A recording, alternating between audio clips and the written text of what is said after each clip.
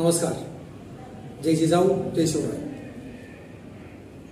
सध्या वडीकोद्री या ठिकाणी ओबीसी समाजाचं आंदोलन आणि आंतरवाली सराटी या ठिकाणी संघर्ष योद्धा मनोज जरांगे पाटील यांचं आमरण उपोषण.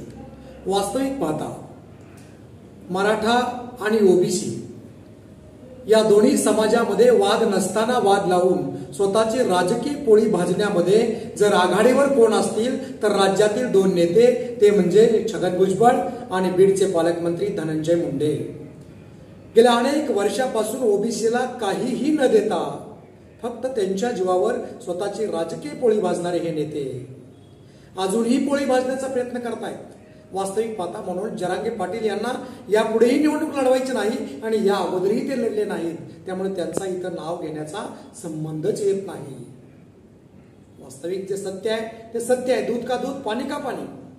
या राजकीय नेत्यांना आपल्या पाठीमागे समाज यावा, आपण मोठं व्हावं, समाज किती गरीब राहिला तरी चालेल, समाज कायमस्वरूपी फाटक्या झोपडीत राहिला तरी चालेल, समाज मेला तरी चालेल, माझा बंगला शाबूत राहिला पाहिजे, माझी गाडी वाचली पाहिजे, माझं पद वाचलं पाहिजे, माझी लाल दिव्याची गाडी राहिली पाहिजे, यासाठी वर्षानुवर्ष झटणारे हे नेते कुणीकडे आणि मराठा समाजाला आरक्षण मिळावं म्हणून स्वतःच्या घरादाराचा त्याग करणारा संघर्ष योद्धा कुठं. वास्तविक पाहता मी कुणाची स्तुती करत नाही आहे, पण सत्य ते सत्य. दूध का दूध पाणी का पाणी. गेल्या वर्षभरापासून या राज्यामध्ये नेमकं चाललंय काय?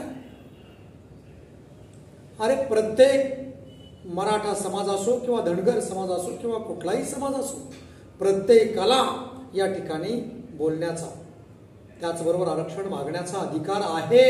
तो घटनेने दिलेला आहे. यांना देऊ नका, त्यांना देऊ नका, यासाठी उपोषण प्रतिउपोषण अरे चाललंय काय? दोन समाजामध्ये तेढ निर्माण करणं, दोन समाजामध्ये भांडण लावून आपली स्वतःची पोळी भाजण्याचं हे उद्योग या राज्यातील सामान्य जनता, या राज्यातील सुजाण नागरिक कधी खपवून घेणार नाही आणि घेऊ नये असं माझं प्रत्येक समाजाला आव्हान आहे. जागृत झालं पाहिजे. या नेत्यांनी टाकलेल्या षडयंत्राला कुणीही बळी पडू नये.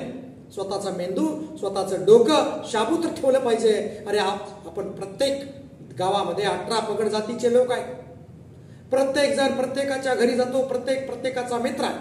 पण या राजकीय नेत्यांनी आज काय केलं? दोन्ही समाजामध्ये विष पेरण्याचं काम केलं. अरे आरक्षण मागणं काय अधिकार आहे? असं मराठी समाजाची मागणी कधीच नव्हती आणि नाही की त्यांचं काढा आणि आम्हाला द्या. फक्त तो मागतोय ते आम्हाला आरक्षण द्या. तर तो ओबीसीतून द्या का म्हणतोय? तर त्याला 2-3 वेळा आरक्षण मिळालंय 50% वरच, पण ते टिकलं नाही, टिकणार नाही.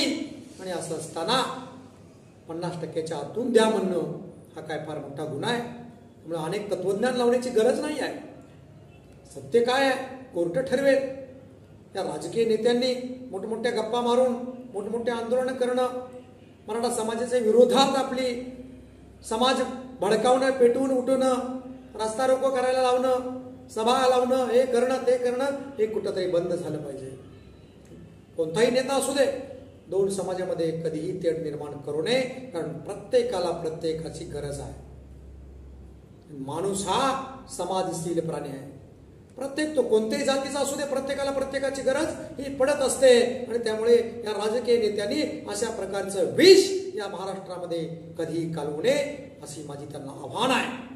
कारण हा महाराष्ट्र शाहू फुले आंबेडकर या पुरोगामी विचारानं चालणारा महाराष्ट्र आहे.